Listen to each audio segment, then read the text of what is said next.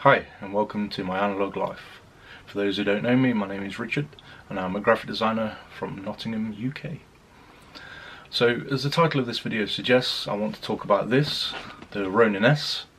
And for anyone who's possibly looking to purchase one of these, I want to share the 5 things that have annoyed me in the first 2 weeks of owning it. So point 1, my wait for this product. I first learned about this product at the photography show back in March this year, and then watching bigger YouTube channels like Peter McKinnon and Neistat months ago, they had things in their hands, and yeah, I put my pre-order in, and 2 weeks ago I got my Ronin S. Now I know it's not a massive thing and people have to wait, but when big YouTubers like Peter McKinnon and Casey are getting their hands on these products months in advance, for us to have to wait, you know, because this isn't exactly a cheap purchase. This for me was a big decision, and nearly £700 for something that's going to sit in the box 50% of its life, maybe longer. It's a big decision to make, and so one thing that I really found annoying was having to wait so long to actually get my hands on this thing. So yeah, that's point 1. Okay, so we all have to wait for things, so that's kind of a minor issue, but it still was a bit of annoyance when a little YouTuber and a little photographer like me is having to wait months. But anyway, beside the point. The next thing is setting up. I am one of these people that actually likes to read the instruction manual. So again, this is pretty useless. There's about 4 pages in English and then the rest of it's in foreign languages. But anyway, so I read through the instructions, did everything as per they say, and I ran into my first issue, which is my second issue in this video. Anyway, so we'll open the box up and I'll show you what I mean. So one of the first things that I encountered when trying to set this thing up is set the battery. You have to put the battery on charge, but nowhere on here is there actually anywhere to plug in the battery. What you have to do is set the whole thing up, which is really annoying. So I can't just plug this in while everything's packed away in its bag, so I got a full battery, and then when I head out I can just plonk this back in the bag and get on with my job. No, I have to set the whole thing up, put the head on, put the foot on to charge it up, which, I'm sorry, but that is ridiculous. Why have I got to set the whole bloody thing up just to charge the battery? Anyway, so we'll set it up and I'll show you my next thing.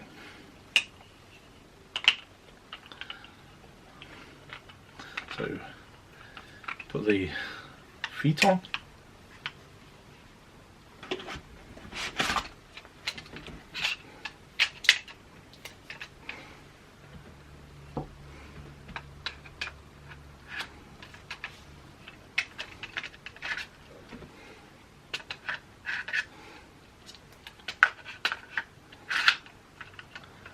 Slide the locking lever.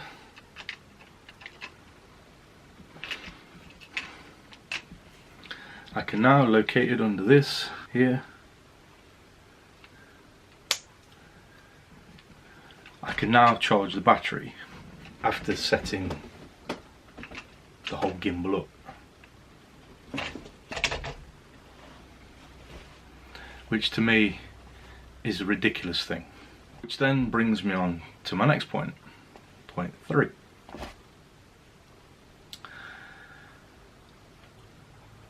When you first set this up, you go through the rigmarole of balancing it and making it work with your particular brand of camera.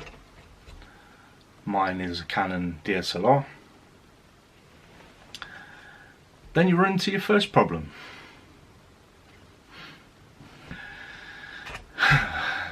Again, this is a minor issue and something that is probably less relevant to other people than it is to me. But some people might have known that I went into the hot tub with my last phone. So this is actually a borrowed phone from my dad. I need to upgrade to a new phone, but when you first get the Ronin out of the box, you have to activate it with software on your iPhone or on an Android phone. And unfortunately, because the phone that I'm borrowing is an iPhone 5, I couldn't do that. So I was left with a nearly £700 gimbal that I couldn't use because I needed to plug it into a phone that I didn't have. So I had to wait until I did the show with my friend Lee. Lee fortunately had an iPhone that we could download the application, run it through its little setup sequence, and then to actually activate the gimbal. What I find really annoying is, if I'm spending £700 on a product, I want to be able to set it up, run and go, without having to go through the rigmarole of setting it all up to charge the batteries, then having to plug it into a bloody smartphone to set this thing up, to then go out and use it. I'm sorry, but that again is another brain dead mentality thing. I know that the software on the phone allows you to fine tune it and get it set up really, well and balanced, and for uploading firmware updates, but for heaven's sake, why can't you actually use this straight out of the box? Is it that hard these days? Everything has to be so difficult? No, but yes. Which then brings me on to my next point. And again, something I find that there is no need for, and forethought could have prevented this, but again, DJI being DJI, no. So we have to go through the process of balancing it with our camera. One thing you need to make sure is that your camera is set up perfectly how you need to use it. So lens at the right distance, lens cap off, everything's set up, ready to rock and roll, and then we can start the process. So we have a base plate that we need to stick on.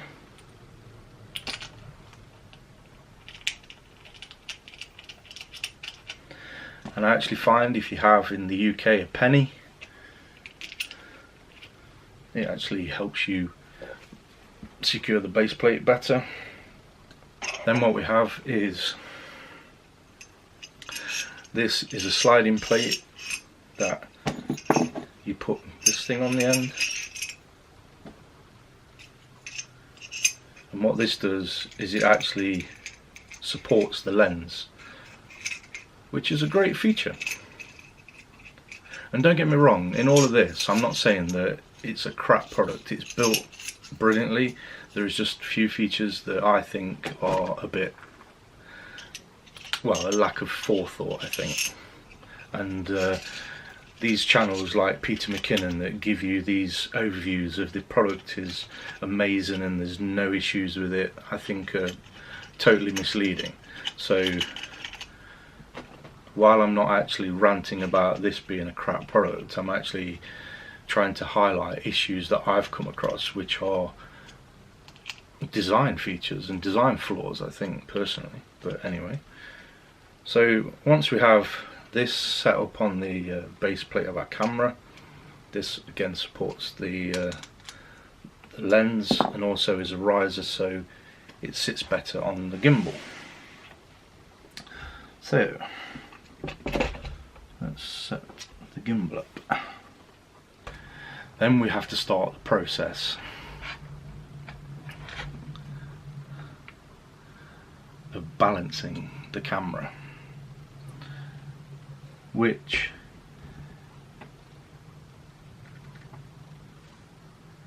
is actually a process in itself.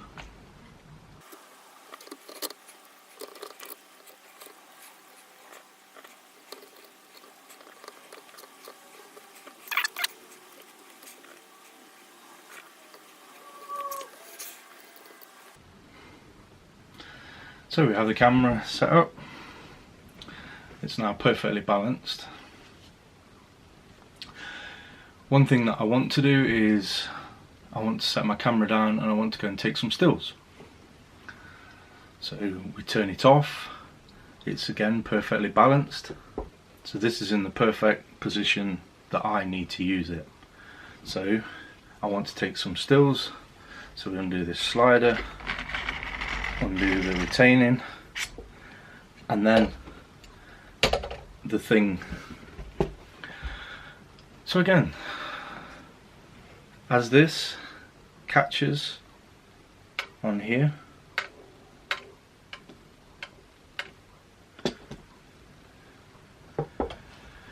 if this was simply rubber coated, then there wouldn't be an issue. It wouldn't scratch and I wouldn't have dented my £700 gimbal. Also, the feet are scratched through setting it down on the floor. Again, if they were rubber coated, none of these issues would be a problem. Which then brings me on to point 5. I'm moving location, going to a next location, and I need to put everything away. So we'll leave the plate on the camera, it's not an issue, it's not in the way, but we need to take down the actual gimbal. So we have our really nice case from Ronin, which is fantastic.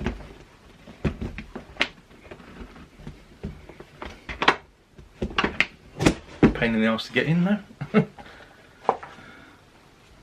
So we take down our gimbal. It's all turned off and powered down, and we put things in the little places. Again, now the battery's depleted, I've got to put it all back together to charge it up. But anyway, for now it's going in this little case because we're going to our next location. Right, now we put this back in the box.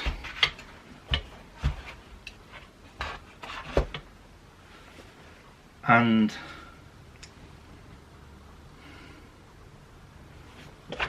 it doesn't fit. So what do? We have to now undo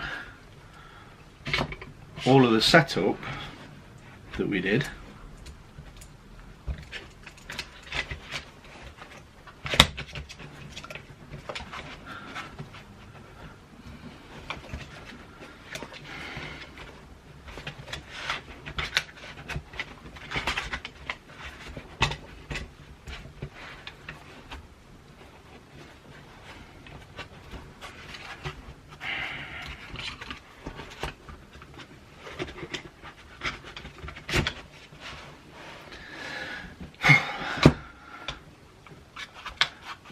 And we're in.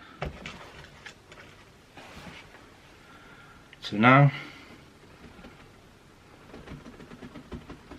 we're all in the box. But what happens? I get to my next location and I have to set everything up again. Joy.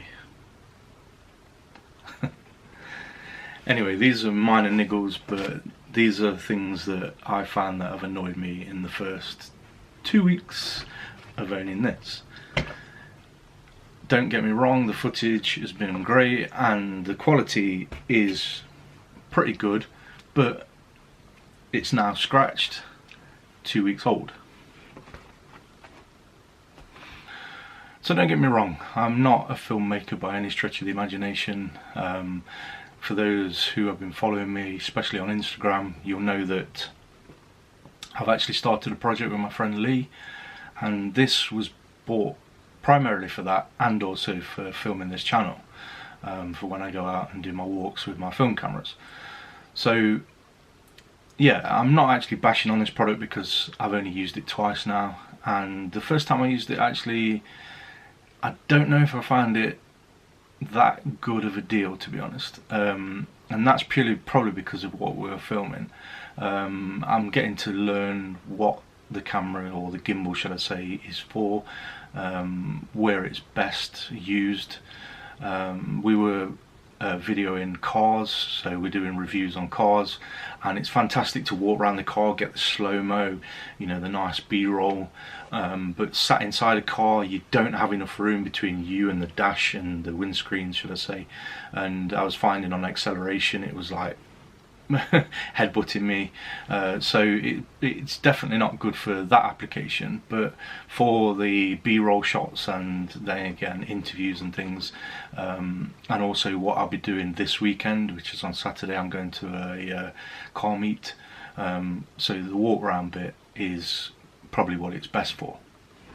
There are a few other issues. I know that this is one that I was actually really looking forward to, because the motor is actually lower than the screen, but unfortunately on Canon cameras, especially the DSLRs that I'm using, the full frame cameras, we don't have a flip screen, so it's a bit awkward at times to actually see what you're filming. So a later date, I've actually noticed that third parties, you can actually get a twin handle like the Ronin M, so it actually makes it into a full gimbal that way, and then it allows you to put an external monitor and lights and microphones and stuff on. So that's actually something that I'm probably going to be looking into, because then that will make life a lot easier. Full day of filming with this. I'm a 20 stone plus bodybuilder, and a full day of filming with this, and even I started to notice the weight of it.